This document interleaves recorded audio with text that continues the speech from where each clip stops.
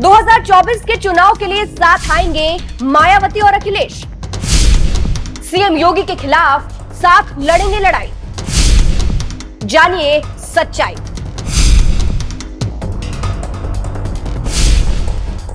निकाय चुनाव के नतीजों ने विपक्ष का खून खौला दिया है। इतनी बुरी हार से सपा और बसपा दोनों गुस्से में है, इसलिए प्लान बना रही है कि अब 2024 में कैसे बीजेपी को हराया जाए। ऐसे में क्या आप सीएम योगी को हराने के लिए अखिलेश और मायावती फिर से साथ आएंगे, साथ मिलकर बीजेपी का मुकाबला करेंगे। 2019 के बाद 2024 के लिए सपा बसपा गठबंधन करेगी। अब ऐसी बातें क्यों चल रही है, चलिए आपको भी बताते हैं।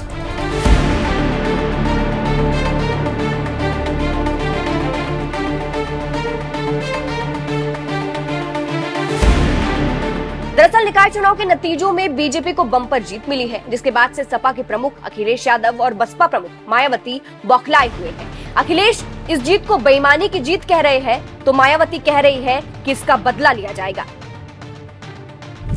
फिर साथ आएंगे अखिलेश और मायावती।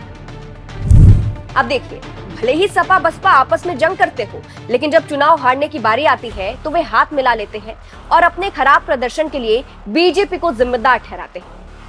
और ठीक ऐसा ही हो रहा है। दोनों मिलकर बीजेपी पर इल्जाम लगा रहे हैं। यही कारण है कि कहा जा रहा है कि अब सपा और बसपा वापस से गठबंधन कर लेगी। इसके अलावा क्योंकि विपक्षी एकजुटता की बात राजनीतिक गलियारों में जोरों पर है, तो क्या यूपी में भी विपक्ष साथ आ जाएंगे? हालांकि अब ऐसा होता है या नहीं, ये तो आने वाला वक्त ही बताएगा। 2024 चुनाव के लिए करेंगे गठबंधन। 2024 चुनाव अब करीब है। ऐसे में यह हार सपा और बसपा के लिए बड़ी टेंशन है, तो कुछ तो प्लान बनाना होगा। इसलिए भी कहा जा रहा है कि 2024 में दोनों मिलकर सीएम योगी का मुकाबला करेंगे। ऐसा प्लान सपा बसपा बना रही है। 2019 में हुए थे अलग। आपको बता दें, 2019 में सपा और बसपा का गठबंधन टूट गया था, क्योंकि सपा ने बसपा पर आरोप लगाया था कि हमारा वोट तो बसपा के पास गया, लेकिन सपा के पास बसपा का वोट नहीं आया। इन्हीं विवादों को लेकर बसपा सपा का गठबंधन टूट गया था। तो इन बातों को लेकर यह कहा जा रहा है कि मायावती और अखिलेश साथ आ सकते हैं। फिलहाल आपको बता दें, सभी मेयर के पदों पर बीजेपी को जीत मिली है, जिससे मायावती भड़क उठी थी। उन्होंने ट्वीट करते हुए लिखा था, यूपी निकाय चुनाव में भाजपा के साम दाम दंड भेद आदि अनेकों हथकंडों के इस्तेमाल के साथ ही साथ इनके द्वारा सरकारी मशीनरी के दुरुपयोग से बीएसपी चुप होकर बैठने वाली नहीं है, बल्कि वक्त आने पर इसका जवाब बीजेपी को जरूर मिलेगा।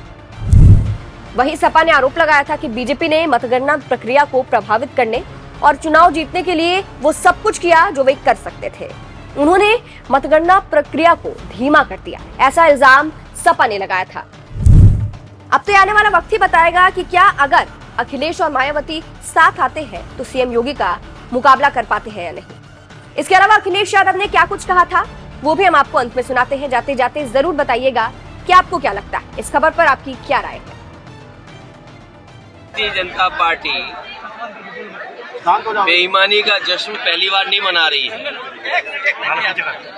ब्लॉक प्रमुख के चुनाव रहे हों, जिला पंचायत के चुनाव रहे हों, विधान परिषद के चुनाव थे और पिछला विधानसभा का चुनाव और ये नगर निकाय के चुनाव, भारतीय जनता पार्टी ने सब सीमाएं लांघ दी और जो कुछ कर सकते हैं बेईमानी, ये जश्न भारतीय जनता पार्टी के लिए वो है जिसमें संदेश दे रहे हैं कि लोकतंत्र ऐसे ही खत्म किया जाता है।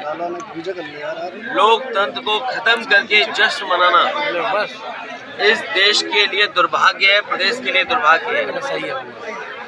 उदाहरण के लिए मैनपुरी, आप पत्रकार साथी वहीं के हैं और जितने भी साथी बैठे हैं वो करीब से चीजों को समझते हैं।